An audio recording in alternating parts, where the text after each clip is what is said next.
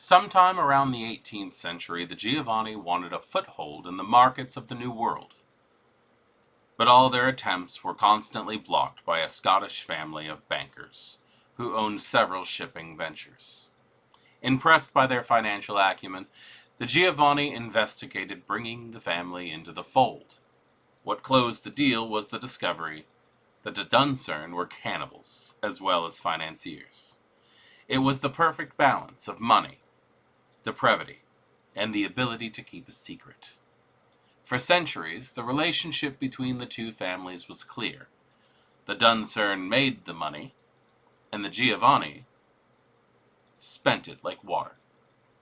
Surprisingly, even though mortal members of the Dunsirn family still indulge in the occasional bit of long pork, the kindred don't show much aptitude or interest in necromantic pursuits. Prior to the family reunion, there was an effort to force them into learning the ways of oblivion. But now the Dunsirn are happy to go back to what they do best, bleeding people dry. Greetings, kindred. Welcome back to our world of darkness. I am voivodemekhet, and today we are doing the long-awaited return to lore sheets. We are going to be going over the various lore sheets in the player's guide in this playlist, starting with the bankers of Dunsirn, who are actually one of my favorite of the bloodlines of Clan Giovanni. Now, for those of you who do not know how these lore sheets work, typically you are only allowed one lore sheet per character in a Vampire the Masquerade Chronicle by the rules that are raw. Rules as written in the book. Now, these bloodlines are a little bit of a step to the side of that core rule, because these do not count as something that blends in with the story of Vampire the Masquerade. This is something that fleshes out the character. Now, hopefully, we will see something like this similar to, for other clans, the ability to have something that fleshes out, makes your character more detailed, gives you a bloodline, something like that. But for now, unfortunately, at the time of this filming, only the Hecata have something special in this manner. So, let's go ahead and look at what the individual things are that you can get for this lore sheet. You do not have to buy these in order. Just like all of the lore sheets, you can buy any of these in any order you want. You can buy 5, you can buy 2, you can buy just 3. Buy them however you want. But they are part of your background points. So, take that into consideration when you're putting a lore sheet on your character. That being said, let's get down to the nitty-gritty. Money obfuscates. It's hard to make money and not be noticed, but the Dunsirn have worked in the shadows for centuries. You've spread some of your family's money around to make an alternate identity for yourself. You get 2 dots of the mask background for free, though you must maintain this mask at least once per story. So, you have decided to take some of the money that you get, being a Dunsirn, to giving yourself an alternate identity.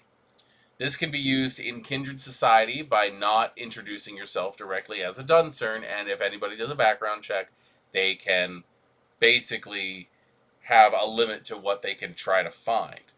This might very well stop people from finding out what you are, and then possibly your true intentions. If used in a mortal facility, the idea that you can give yourself a different identity altogether when interacting with your allies, with your contacts, with any sphere of influence that you happen to be involved in, this is incredibly helpful if you're trying to maintain secrecy and you know other people might try to look in on what is happening. This is a good thing. 2-point mask is something that's fairly useful. And there's nothing that stops you from spending extra XP on this at character creation or later to solidify that mask even harder. You are lucky enough to have someone that has set this up for you unless you have the cobbler merit yourself. The cobbler advantage in this allows you to create your own alternate identity. But in this case, this is a stepping stone in that direction. So you do have to maintain that contact. Just in case anybody decides to check in on influence and stuff, they could actually go, "Do you know this person?" "Oh yeah, we talk all the time." You have to give them that kind of background. You have to give them that kind of story to utilize in this game. Money talks. The Dunsirn find information in the most interesting places. All you have to do is spread a little money around, and people jump out of the woodwork to tell you things. Once per story, you can find information as if you had the contact's background, with a number of dots equal to your resources. This ability lasts for a single scene. So, basically what this one is saying is, if you throw enough money around, you can get information. You can act as if you have contacts. In this way, I would say that the influence that contact falls under is really up to your desire. It does say that your influence rating, your contact rating, will go up to the resource level that you have. That is very, very useful. It lets you spread out and become more diverse. As a storyteller, I personally, if you have an interaction like that with somebody of a contact sphere of influence, I tend to say that that's a good way to open up a relationship with someone so that you can continue to utilize them. They know that you're good for it. This does last. You can only do this once per story, and it only lasts for a single scene. But that single scene really is all you need to get the information, as long as you have the questions that you need ready as you go. So keep that in mind. Don't walk into a situation blind. Do some planning. Be a Dunsirn. Money enhances. You always have access to the best that money can buy. Having access to quality products not only acts as a status symbol, it also makes everything a little easier.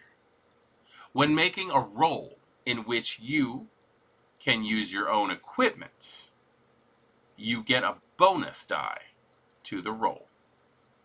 This one's a lot of fun. First off, I love the idea of it just being the status symbol. What really brings up, like, what comes to mind when I think about that is the person walking around with the Starbucks cup, but they're holding it just so that the label is out, so somebody knows that they spent a little bit more money on coffee.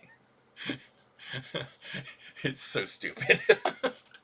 But the idea that you have spent enough money to buy the best to help out with what you're doing is important.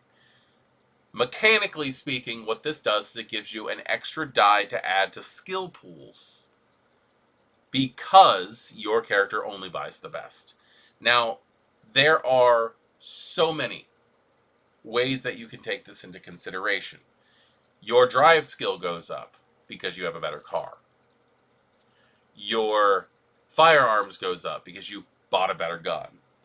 Your ability to use larceny to break into a building is better because instead of having the little lock picks that everybody's used to, you have one of those like police issued like crank gun lock picks that makes things a lot easier. Performance. You bought better sound equipment. Crafts. You bought the best paint, the best paint brushes, the best material to sculpt with. The applications of this is wildly up to your own imagination. But effectively, as long as you are using a skill, if you have this Loresheet, you get an extra dice. It doesn't mean you're going to crank out crits every time, but it does give you that extra dice that does help you in those situations. Money multiplies. All the Hecata know the Dunsirn are bankers, but most of them think of it in the abstract as if banker is just a different way of saying someone with a lot of money. but you are, or are directly related to, a legitimate investment banker. Gain 3 dots up to 5 in resources. In addition, anyone in your coterie loses the destitute flaw and can purchase dots and resources at 2 experience points per dot instead of the usual 3. This one's interesting because it does not affect you. It affects, well, it does affect you, but it also affects your coterie. The fact that you get extra money up to a 5 is great. Money's great. The concept of resources in Vampire the Masquerade tabletop is very abstract. There's not really the concept of saving cash here. There's no actual money to be had. It's just, this is expensive. Can you afford it? Yes, you can. Very rarely in Rules as Written does your resources ever become affected by anything that you've purchased. The idea that you can afford it is really the only point of that background.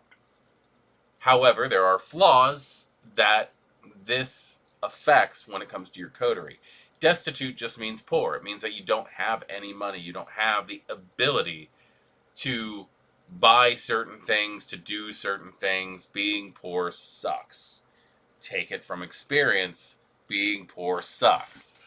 But with this merit, anybody who's connected to you as a partner, anybody who's in your coterie, now loses that flaw. So there's a few different ways you can do this.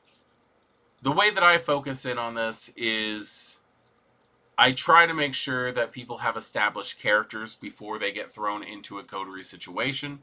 Some people might end up building characters to come in as a coterie specifically, and there may be ways to game the system as far as purchasing certain things. And as an ST, it is up to you to care or not care, depending on how your players plan on doing things. The other aspect of this is allowing your coterie members to buy the resources background at 1 less XP. That is actually fairly big, but you could end up walking around with a coterie of high rollers in this game, which I feel like most vampires should have a good handle on their finances pretty early in life. You don't have to eat. Dominate or presence will sway pretty much anything. There are so many reasons why money should not become a factor if you're undead. But that's just my personal opinion. Money dictates. You are the head of the Dunsirn family accounts. You have your undead fingers on the pulse of the Hecata's financial accounts. And you make sure that everyone else knows it. You gain 3 free dots of status in the Hecata. In addition, once per chronicle, you can either give every Hecata in the chronicle 2 additional dots of resources or remove all resource dots from every Hecata in the chronicle.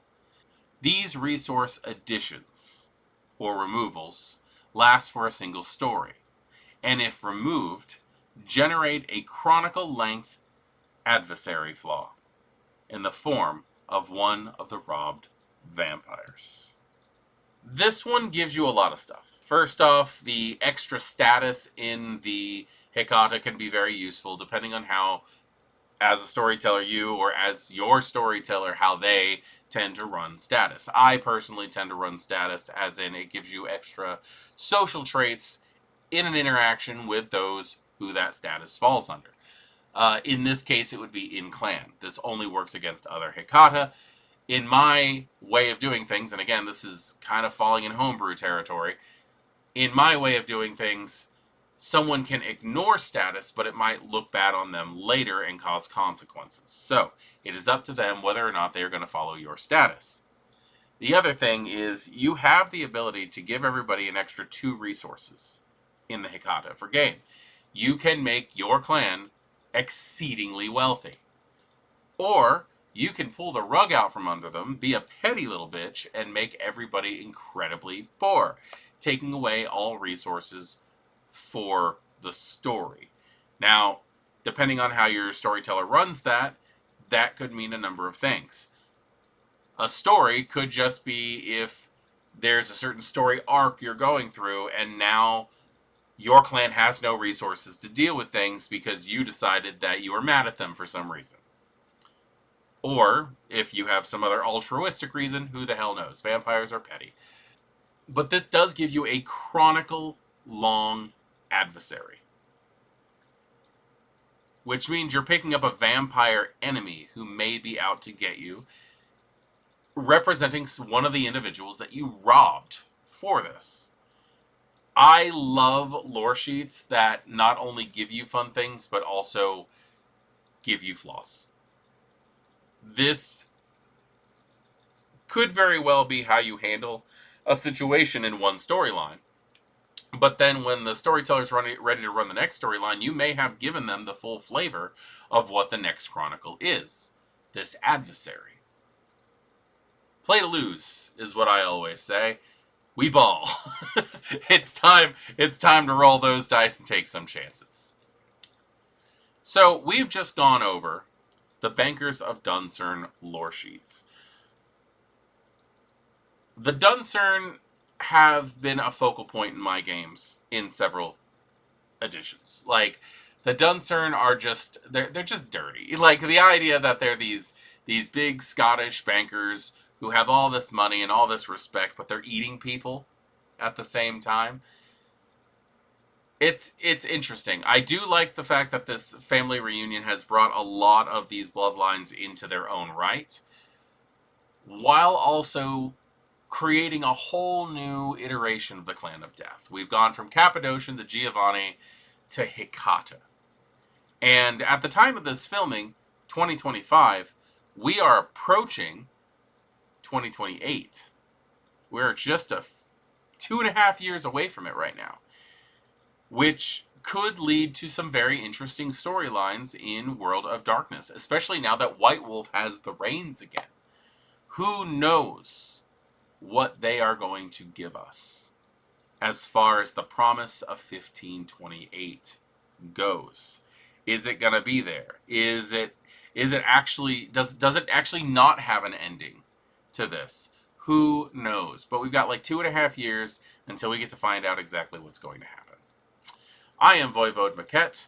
This is our World of Darkness, and look forward to seeing some more lore sheets coming your way, because I am going to be busting through the player's guide as fast as I can, but as coherently as I can, I promise. I will see you guys in the next one. Good evening.